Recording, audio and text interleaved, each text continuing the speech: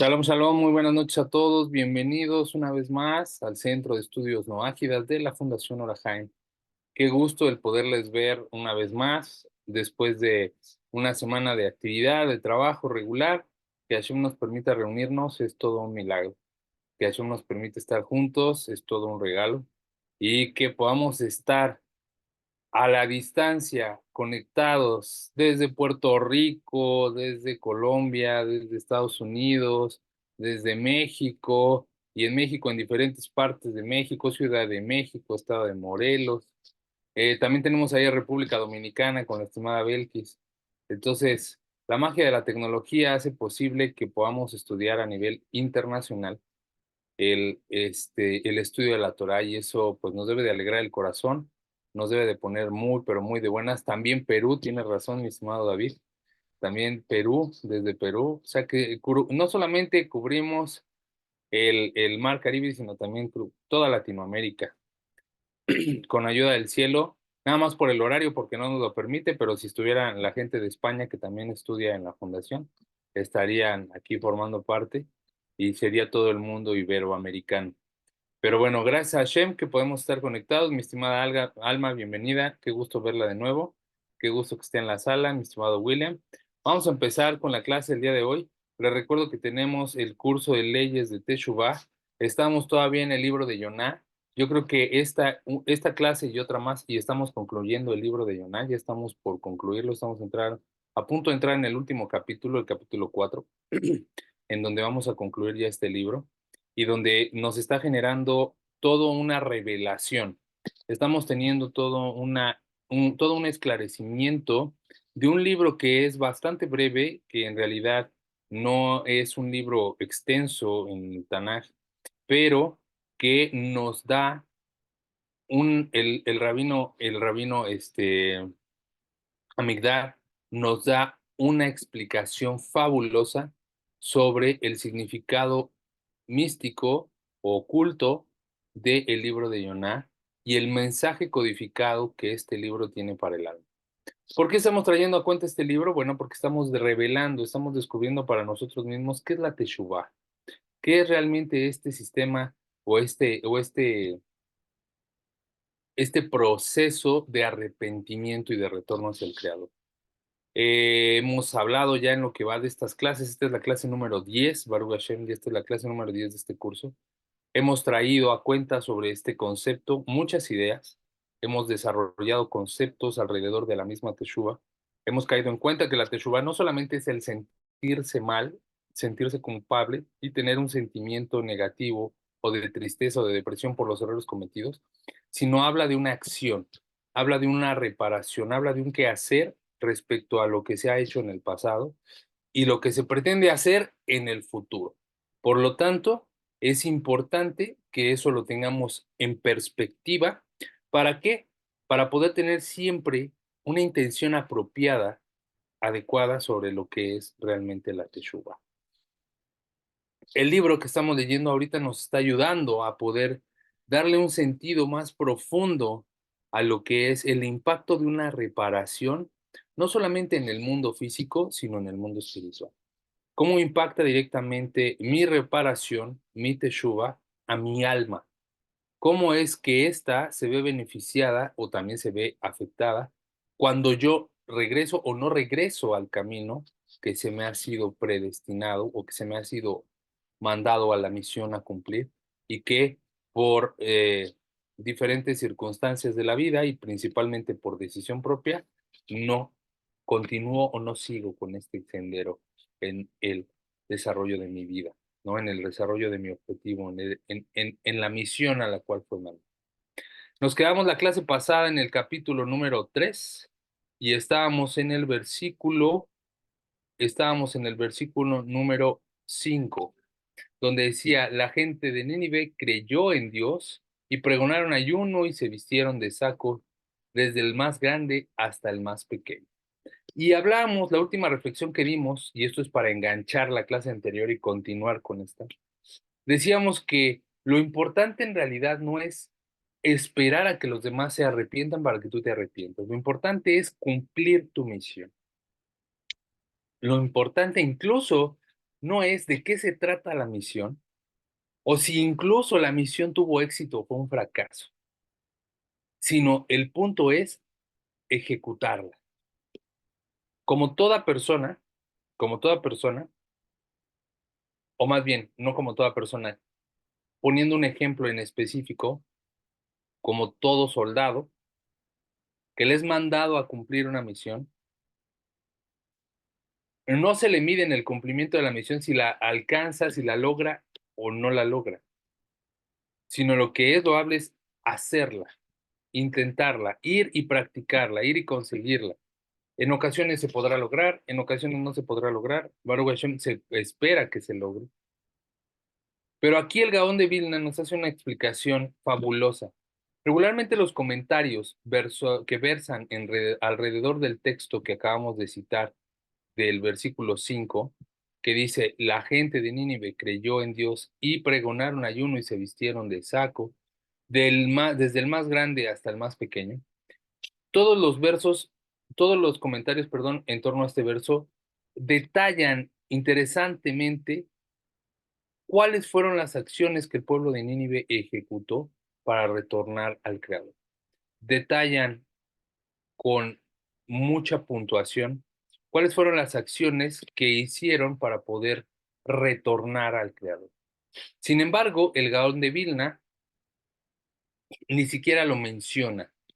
Esto se debe principalmente que el Gaón de Vilna no considera que las acciones o que la misión sea importante, sino que tú la hayas hecho, que tú hayas intentado hacerlo. Hay gente que pasa en esta vida que ni siquiera lo intenta. Hay gente que pasa en esta vida que ni siquiera lo intenta, ni siquiera por un minuto de su existencia intenta cumplir con la misión a la cual fue mandada y por lo tanto, esta pasa sin pena ni gloria. El Gaón de Vilna nos explica y dice, no es de quién, qué, no es en qué consiste la misión, ni si fue más grande o pequeña versus otras misiones. Porque podríamos decir, no, es que mi misión pues no es la misma que la de, por ejemplo, el Rebbe de Lubavitch, ¿no? A lo mejor la Teshuvá del Rebbe de Lubavitch fue mucho más grande que la mía porque la misión fue mucho más grande, ¿no? O del Baal Shem Tov, ¿no? O del mismo Moshe. Su misión fue de otras proporciones, la mía es insignificante. Mi misión es totalmente... No, lo importante no es la misión, lo importante no es Nínive, lo importante no es qué tipo de misión es, lo importante es cumplir, intentar hacer la misión, llevarla a cabo, ejecutarla, esforzarte en hacerlo. El Gaón de Vilna entonces nos explica que ahora podemos distinguir con mayor claridad lo que quiere decir el Gaón de Vilna, a diferencia de los demás comentaristas, que es que no importa lo que hicieran, sino lo importante es que lo hicieran. ¿Sí me explico? No importa lo que hicieran, sino lo que importante en realidad es que lo hicieran, es que lo llevaran a cabo. Por eso el Pirkei Avot dice, no tienes la obligación de terminar la tarea, pero tampoco tienes el derecho de ni siquiera llevarla a cabo. No tienes la obligación de terminar la tarea, pero tampoco tienes el derecho de renunciar a ella. Repito, no tienes la obligación de terminar la tarea, pero no tienes el derecho a renunciar a ella. ¿Qué quiere decir eso? Que no se trata de que ni siquiera lo intentes y que tampoco compares tu misión con la de alguien más, ni tampoco menosprecies tu propia misión con la de alguien más, porque no se trata de que en qué consiste la misión, se trata en que si la empezaste o no la empezaste, te esforzaste en hacerla o no te esforzaste en hacerla. Por lo tanto, es que el Gaón de Vilna no le da prioridad a cuáles fueron las acciones, sino lo importante es que hayan existido acciones. Esto nos enseña un poco sobre el concepto muy importante. La misión de cada uno es no es lo que importa, sino lo que realmente importa es haberlo intentado. Lo que suceda después de ello, si se consiguió o no se consiguió el final esperado, no es relevante. ¿Por qué? Porque no depende de ti. ¿De quién depende? De Hashem. El resultado final en realidad no depende de ti, sino depende de Dios. Lo que suceda después de ello, si se consiguió o no lo esperado al final, no es relevante. Del mismo modo que esto nos explica el Gaón de Vilna, no se ocupa por explicar solo la misión de Jonah, sino que en realidad la llevó a cabo. Es interesante hacer también notar la similitud que existe entre la historia de Jonah y la historia de Noah. No sé si ustedes ya se habían dado cuenta, ya que existen elementos similares. Existe una destrucción, existe un escape, existen barcos, existe un arrepentimiento. Sin embargo, no obstante, a Noah nunca se le mandó que le reprochara a su generación una teshuva. A él se le mandó construir un arca. Aunque él debió, muchos comentaristas afirman que al final del día no llevó a cabo su misión completa, ya que él debió deducir que debió reprochar a su generación para exhortarlos a todos a un cambio. Sin embargo, él se limitó a hacer lo que le manda. A él no se le ordenó directamente que reprochara a la gente debido a suponer, pero él debió suponerlo, ¿no? En el momento en que Dios le ordenó construir el arca para salvarse él. De hecho, es por esto que los sabios de la Cábala deducen que Moshe es la reencarnación de Noah. Y por eso es que Moshe nunca perdió un solo momento en que le reprochara a Dios y le reprochara al pueblo su retorno, reparando, examinando, exhortando al pueblo para cumplir la misión. Todo esto para poder hacer su examen extraordinario por su misión fallida en su vida como no. Ya comprendiendo esto, entonces podemos tener un poquito más claro que no se trata de qué tan grande o maravillosa sea la misión que tenemos que cumplir, sino lo importante es verdaderamente intentarlo, cumplirlo, hacerlo. Y no esperar que el éxito o no creer que el éxito depende de nosotros. Recordemos que el éxito depende de Dios. Hay que intentarlo como si dependiera de nosotros, pero no esperar que el resultado dependa de nosotros. Saber que el resultado no depende de nosotros, sino en realidad depende completamente de Akadosh Baruj Hu. Esto es lo que quiere decir este versículo, cuando dice que la gente de Nínive creyó en Dios y pregonaron ayuno y se vistieron. Lo importante no es la misión, lo importante realmente es tener una acción sobre esa misión. Lo importante es realmente tener una acción sobre esa misión. Y el capítulo 10, el versículo 10 dice así: y vio Dios lo que hicieron, retornando de su mal camino y arrepintiéndose del mal, que les dijo, perdón, y arrepintiéndose del mal que les dijo les habría de suceder, y no lo hizo. En este versículo encontramos cómo brilla la bondad de Dios, porque vemos que las personas que fallaron, que pecaron y se arrepienten y cambian su conducta, son perdonadas, rompiendo todo mal decreto en mil pedazos. Pero todo esto solo con una condición, que no sea un arrepentimiento de palabra, sino que sea un arrepentimiento de acción. Por eso el versículo dice, y vio Dios lo que hicieron, no lo que dijeron. Fíjense lo importante de leer ahí con detalle. Y vio Dios lo que hicieron, porque lo que observó fue su cambio de conducta, fue su hacer, no su decir, fue su hacer. Y esto es lo más complicado. Y esto es aquí donde hay un trabajo duro y hay un trabajo fuerte en la Teshuvah. ¿Por qué? Porque requiere de un cambio de actitud. Y un cambio de actitud requiere de un cambio de midot, de atributos.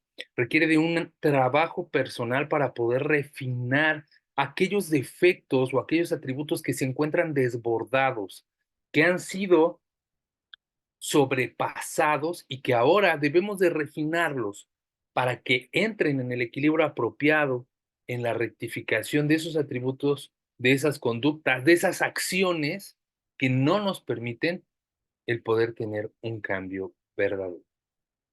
Esta es una indicación para el día de Yom Kippur. No solo planees cambiar, cambia.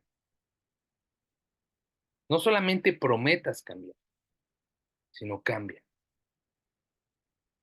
De repente llegamos al mes de Lul y todos nos empezamos a preguntar, ¿cuáles son las Sejilot? Hay que leer las Sejilot y queremos acompañar al pueblo judío para hacer Sejilot y estamos muy preocupados en hacerlas y acompañarlos. Y dicen, tranquilo, lo que realmente necesitas es hacer un examen de conciencia personal, evaluarte a ti, no evaluar a los demás, evaluarte a ti para caer en cuenta de realmente cuáles son los cambios que necesitas hacer. La cuenta del Homer nos ayuda mucho, muchísimo a esta parte de a esta parte de refinar nuestros atributos, porque nos ayudan a reflexionar de manera completa sobre todos y cada uno de los aspectos de nuestra personalidad. Nos ayudan a entrar en dominio, por lo menos entrar, no, si no en dominio, en conciencia. Nos los muestran en la cara y decimos, wow, es por eso que esto está sucediendo. Pero ya depende de uno el hacer algo respecto de ello para poder transformarlo, para poder cambiarlo, para poder hacer de eso algo mejor y que no solamente se quede en palabras, que no solamente se cumpla un año más y que nos demos cuenta que en realidad eso se siguió quedando pendiente como la dieta, como el gimnasio, ¿no? Como la bajada de peso. Necesitamos realmente cambiar de manera integral. Hasta aquí llega el capítulo 3. Luego continúa el capítulo 4 diciendo, comienza el capítulo 4 con el versículo 1 diciendo, se entristeció sobremanera Yoná y se enojó. Fíjense nada más. El versículo anterior dice, y vio Dios lo que hicieron, retornando de su mal camino y arrepintiéndose del mal que les dijo, les haría, y no lo hizo.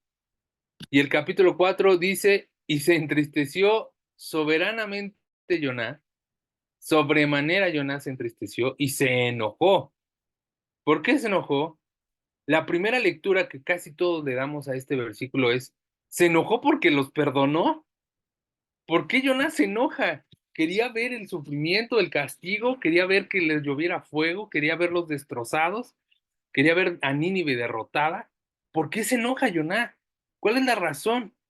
Regularmente siempre interpretamos este versículo como que Jonás quería ver a un pueblo pecador castigado, recibiendo lo que merece, y al no verlo, dijo, por eso no quería venir, porque ya sabía que esto ibas a hacer de todas formas. Esa es la primera lectura que nosotros le hemos dado, fuera de, o por lo menos yo le he dado, fuera de lo que es la explicación de esta decodificación. Ahora, tomando en cuenta el código de codificación que tenemos, Yoná es el alma, ¿no? Dijimos que Yoná es el alma. Y dice, se entristeció de sobremanera Yoná y se enojó. Aquí no estamos hablando de Yoná, aquí estamos hablando de el alma. Yoná se sorprendió al ver cómo sus palabras surtieron efecto de modo inmediato y con gran éxito. Dios perdonó a los habitantes de Nínive y lo esperado hubiera sido que Yoná pues realmente quedara satisfecho, ¿no? Al conseguir su objetivo, que era que retornaran al Creador. Sin embargo, la historia relata que Yoná se molestó horriblemente, que Jonás se molestó por el hecho de que Dios hubiera perdonado el decreto que tenía en contra de los habitantes de Nínive, lo cual pareciera, ante los ojos de Jonás, es inconcebible. La respuesta es que Jonás no se molestó porque Dios perdonó a los habitantes de Nínive. La respuesta realmente no es que se haya molestado Jonás porque perdonó a los habitantes de Nínive, sino más bien se molestó porque Dios no lo había perdonado a él por haber huido en un principio de su misión. Es decir, ¿qué estamos hablando aquí? ¿Qué estamos viendo aquí? Recordemos que en un principio de la lectura, Jonás es mandado a profetizar a Nínive y él dice, no, voy a ir, me voy a ir a Tashrim, ¿no? Y Dios lo trae de regreso con una tempestad en un barco en donde él termina echado al mar y es tragado por una ballena, ¿no? Eso es lo que el texto dice literalmente. Pero si estamos hablando del alma, ¿qué es lo que estamos viendo aquí? Bueno, que el alma en realidad no fue perdonada y tuvo que morir y volver a renacer para poder cumplir su misión. Pese a que antes de morir, el alma hizo teshuvá, se arrepintió y quería retornar al camino. Porque recordemos que en el capítulo en donde el barco está siendo golpeado, azotado por la tormenta, los marineros, que representan los órganos del cuerpo, empiezan a preguntarse qué es lo que está pasando y todos se unen en plegaria para poder pedirle a Dios que detenga la nave, que detenga la tempestad. Pero no hubo vuelta atrás. Tuvieron que echar al alma fuera del cuerpo, es decir, esta tuvo que morir, el cuerpo tuvo que desprenderse del alma para poder parar la tempestad y volver a empezar de nuevo en una nueva vida, en una nueva reencarnación para poder cumplir la tarea. En este caso, Jonás no es que estuviera enojado porque perdonó Dios al pueblo de Nínive y a él no lo perdonó.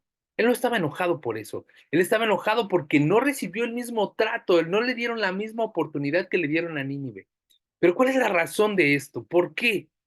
¿Cuál es la razón de que al pueblo de Nínive sí se le dé esta oportunidad, pese a que también era un pueblo pecador, pese a que también tuvo sus errores, y le dan esa segunda oportunidad en la misma vida, pero a Jonás no? ¿Por qué? ¿Cuál es la razón? Bueno, nos explican los sabios que la razón es porque cuando una persona peca y hace teshuvá, su teshuvá es aceptada sin ningún tipo de obstáculo.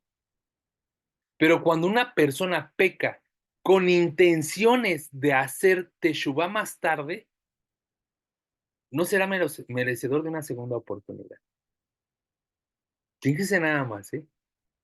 Cuando una persona peca con la intención, cuando una persona peca y hace teshuvá, su teshuvá es aceptada sin ningún problema.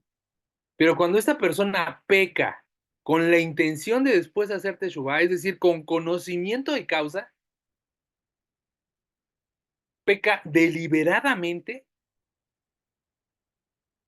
peca deliberadamente, entonces esa persona no merece una segunda oportunidad. Fíjense nada más. El nivel de corrección que tiene el alma cuando ya está apercibida de las consecuencias de las faltas que puede cometer. Y aún así las comete con la intención de después arrepentir. Es decir, aquella persona que peca y dice, ni modo, ya pequé, pero bueno, Dios me perdona, porque Él es toda misericordia y yo voy a hacer, al final de voy a hacer teshuvá, me voy a arrepentir, ¿no?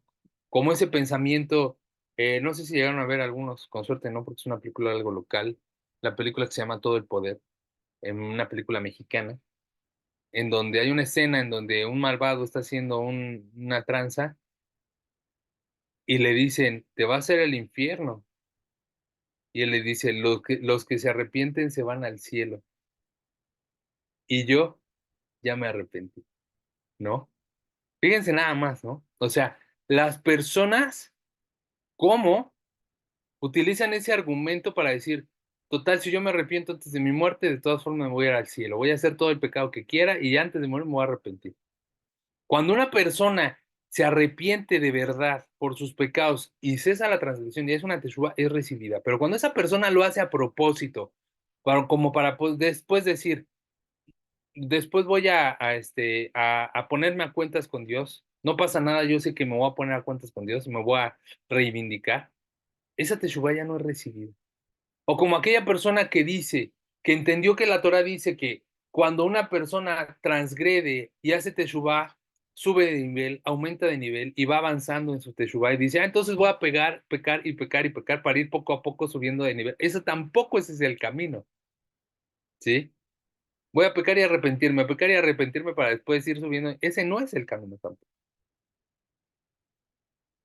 En el caso de Yoná, él estaba percibido porque él le dicen cuando está en el barco, ¿quién eres tú? ¿Quién eres tú? Y él sabía muy bien quién era. ¿Era qué? Un alma. Era un hijo de Dios. Él conocía a Kadosh Baruj Hu. Él sabía quién era y sabía lo que le habían mandado a hacer. Y aún así, con toda la intención, pecó, transgredió, ¿cierto? Por eso es que su teshuvá no fue aceptado. Por eso es que tuvo que volver a nacer, tuvo que reencarnar. ¿Para qué? Para poder volver a intentar y hacer la misión. Ahora podemos comprender por qué la sedacá, los rezos y los intentos de regresar en Teshuvá, cuando el barco en el que navegaba Jonah estaba en la tempestad, no consiguieron su objetivo. ¿Por qué? Pues porque fue necesario arrojarlo a él al mar para que todo cesara, ya que Jonah era realmente conocedor y muy creyente de Hashem y sabía muy bien lo que significaba. Y aunque lo supo, lo hizo. Lo hizo porque contó con el plan de la Teshuvá, pensando, Dios es tan bueno que al final me perdonará. Y es por eso que en este versículo aparece que se enoja. No es porque haya perdonado a Nínive, es porque no lo perdonaron a él, como diciendo, ¿cómo? A ellos sí y a mí no. ¿Por qué? ¿Por qué a ellos sí y a mí no? ¿Cuál es la razón? A mí no me la perdonaste y a ellos sí se las pasas, por eso estoy muy enojado.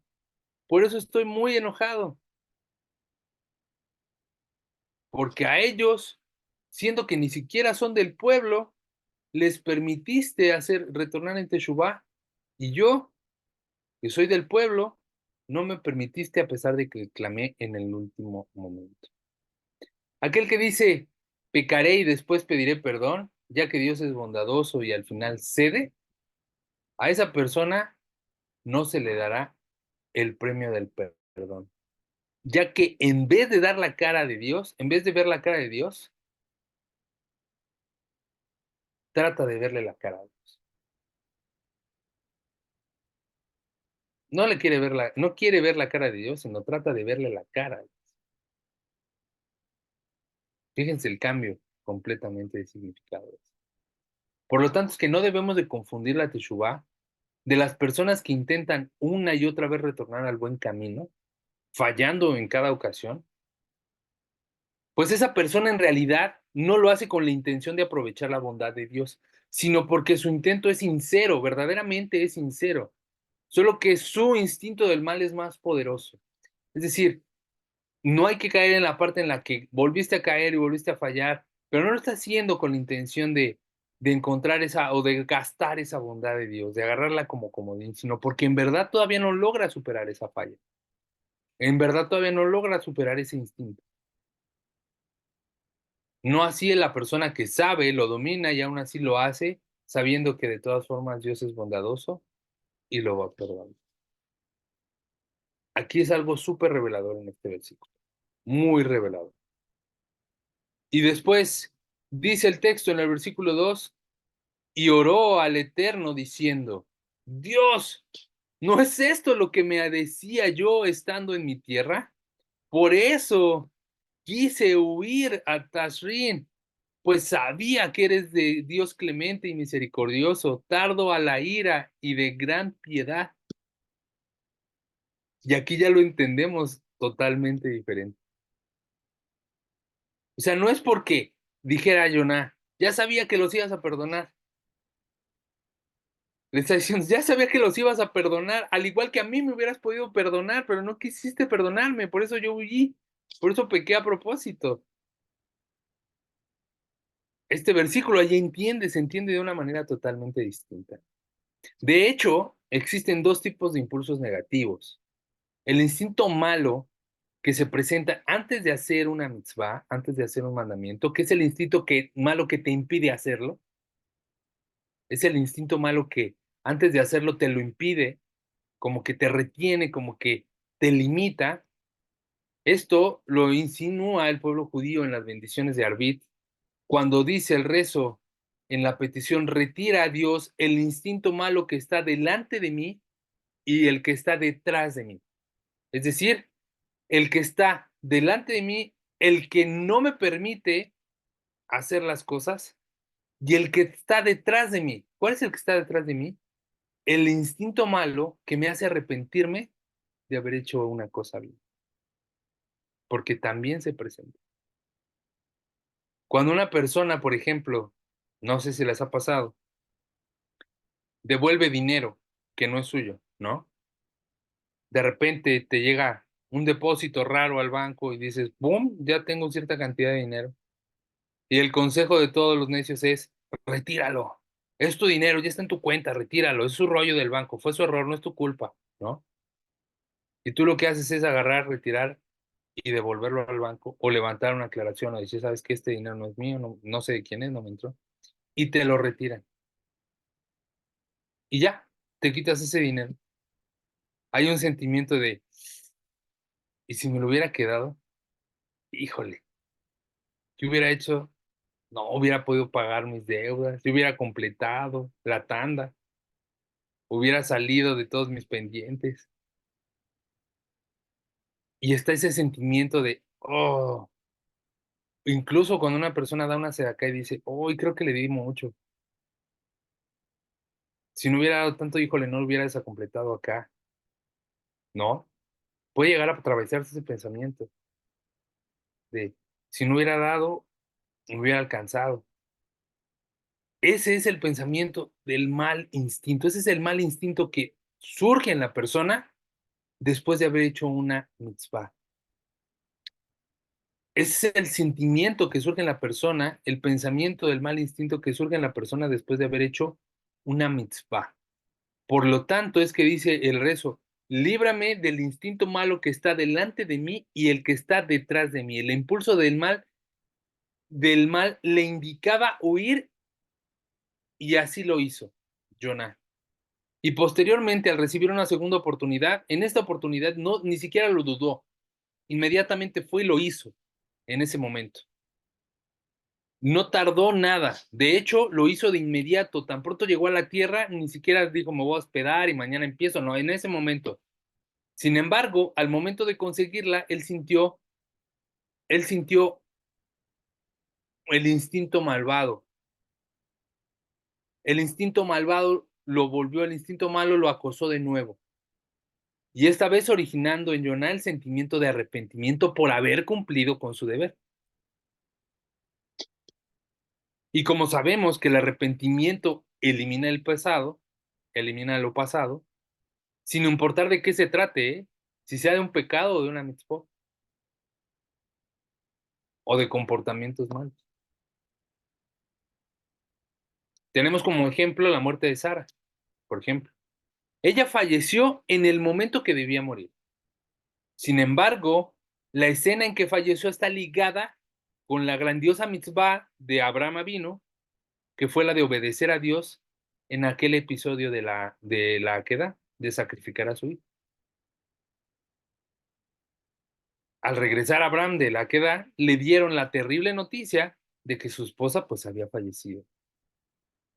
Se había enterado de la orden divina y se infartó. Y esto fue orquestado justamente por el instinto malo, para que Abraham Avinu se sintiera culpable de la muerte de su esposa y se arrepintiera por haber tenido el mérito de haber cumplido la voluntad de Dios, de haber pasado esa gran prueba. Es por eso que Abraham lamentó calladamente el fallecimiento de su esposa, para que en ningún momento fuera mal interpretado como si se hubiera arrepentido de la mitzvah que supuestamente originó la desgracia. este sentimiento de arrepentimiento que puedes tener por haber cumplido una mitzvah también se presenta en la vida diaria, ¿no? Y esto es lo que nos enseña aquí el texto en este versículo, donde oró, dice aquí, y oró al Eterno. ¿Quién oró? Yoná, diciéndole que por eso no quería hacer eso, ¿no? Este sentimiento de arrepentimiento.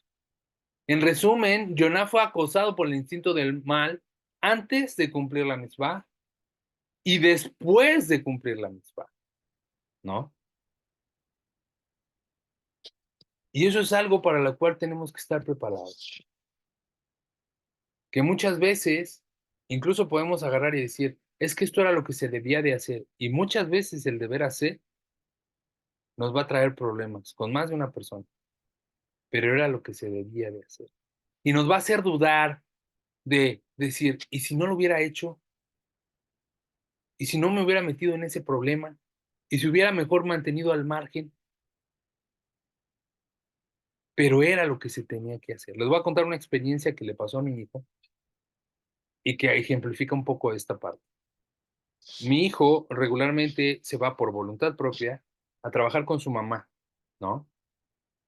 A abrir y cerrar puertas en una tienda, con la intención de poder juntar su propio dinero para poder comprarse lo que él quiera y regularmente para poder pagar sus servicios de entrenamiento de las artes marciales a las que acude. Él está estudiando, practica Lima Lama. Entonces, él pues requiere pagar entrenamientos, muchas veces tenemos que pagar los torneos, el uniforme. Hoy, by the way, tuvo ascenso de grado, subió a cinta naranja, le hicieron su examen físico, lo pasó satisfactoriamente y ya subió de grado, un grado más. Entonces, pues se incentiva, ¿no? Él para ir a hacer eso y va a trabajar con su mamá.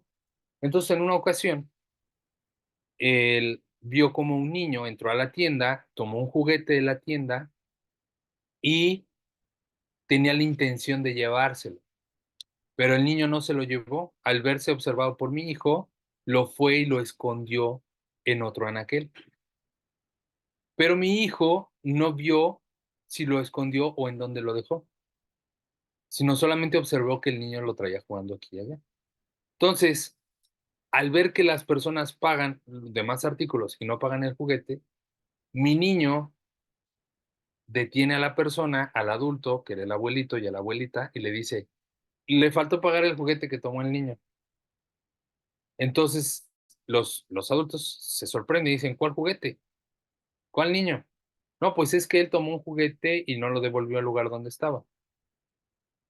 Y no vi que lo pagara. Entonces la gente se sintió ofendida y inmediatamente empezaron a decirle, ¿y tú quién eres? ¿Y qué haces aquí? ¿Y cómo dices que por qué acusas a mi hijo de robo?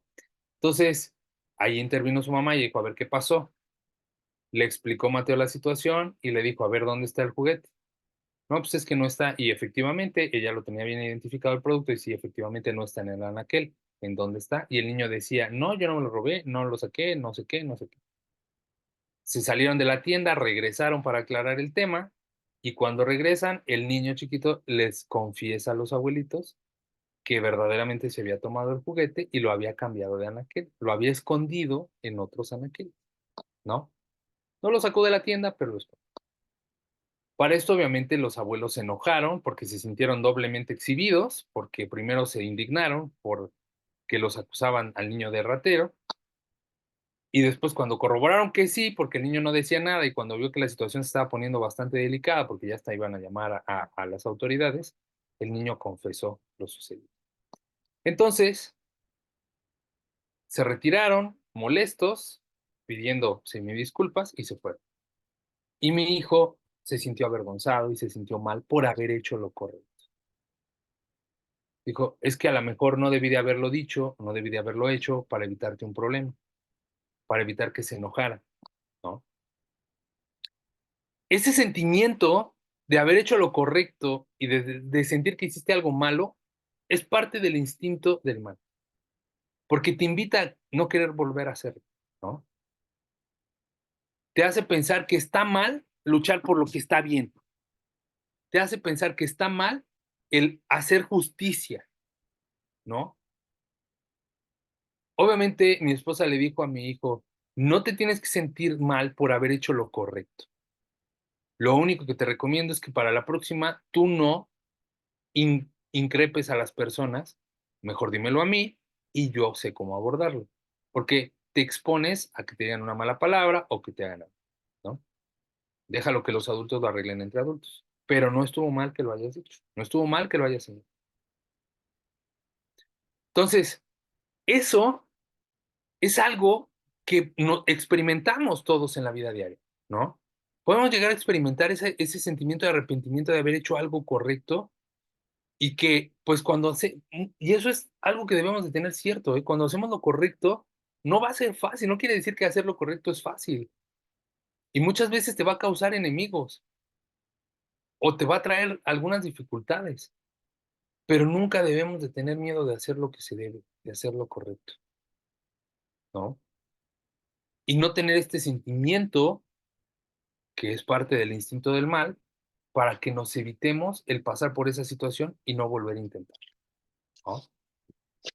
Esto es justamente lo que nos quiere decir el libro de Jonás, y que es un mensaje que yo no lo había visto hasta que estudié el tema y dije: "Guau, cuánta profundidad hay en este versículo, cuánta profundidad hay en este versículo que te ayuda a aclarar más esta idea", y que no es un tema de envidia o de enojo solamente, o como un capricho que podría verse porque Jonás quería que castigaran, sino por el tema de que cómo se debe de hacer una teshuvá, cómo no es aceptada una teshuvá después de que se hace con intención de pecar.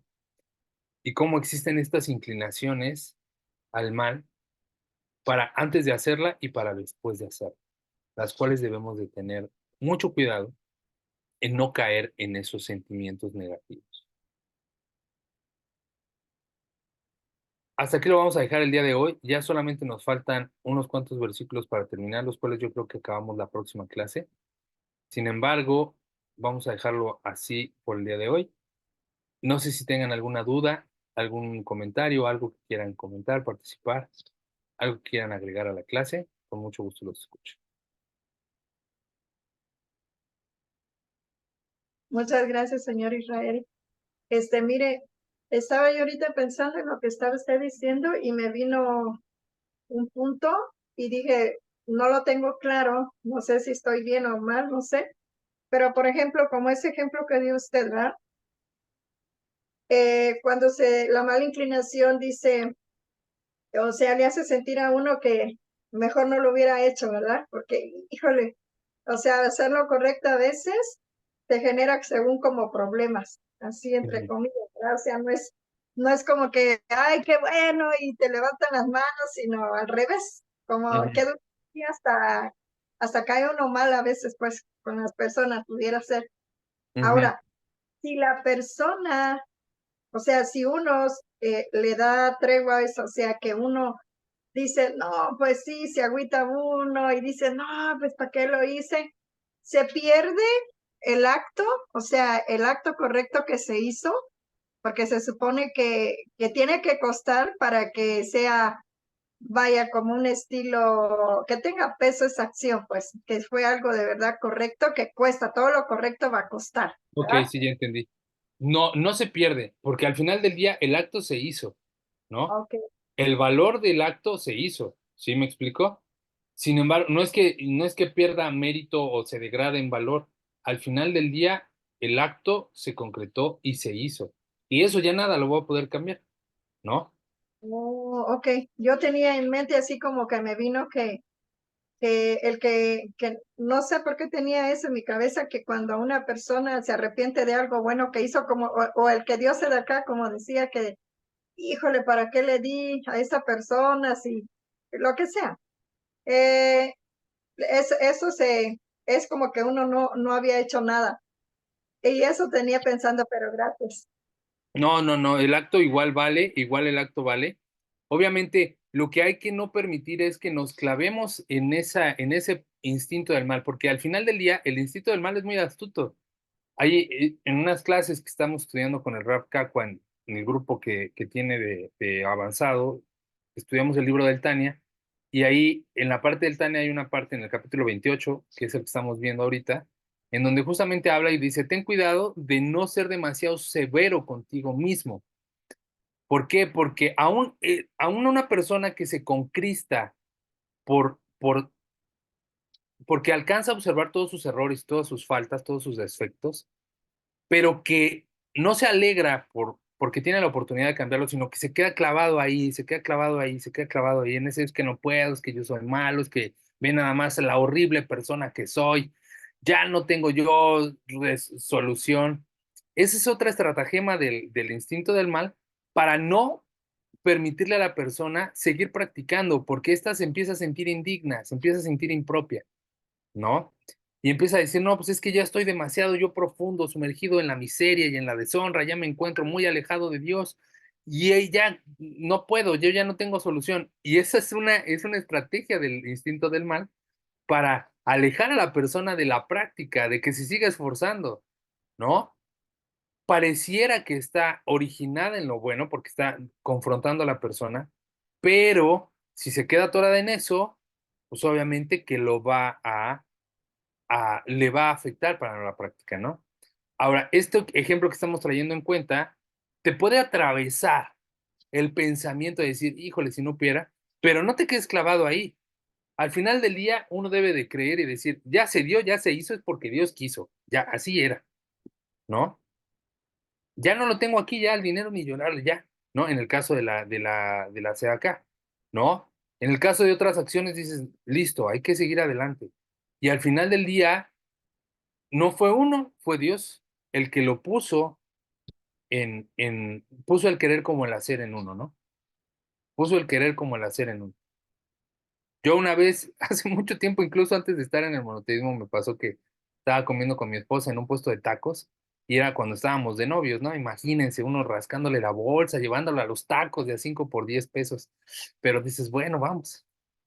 Y me siento a comer y estaban los tacos tan buenos, ya quería, pero un señor al lado mío, veo cómo se acerca al puesto y nada más ve la comida y se retira. No, ahí es cuando Dios te pone, o sea, te pone los ojos, te abre la vista y dices, no puedo comer ya, no puedo, ya, tome, aquí están mis tacos. Y el Señor se los comió con tanto gusto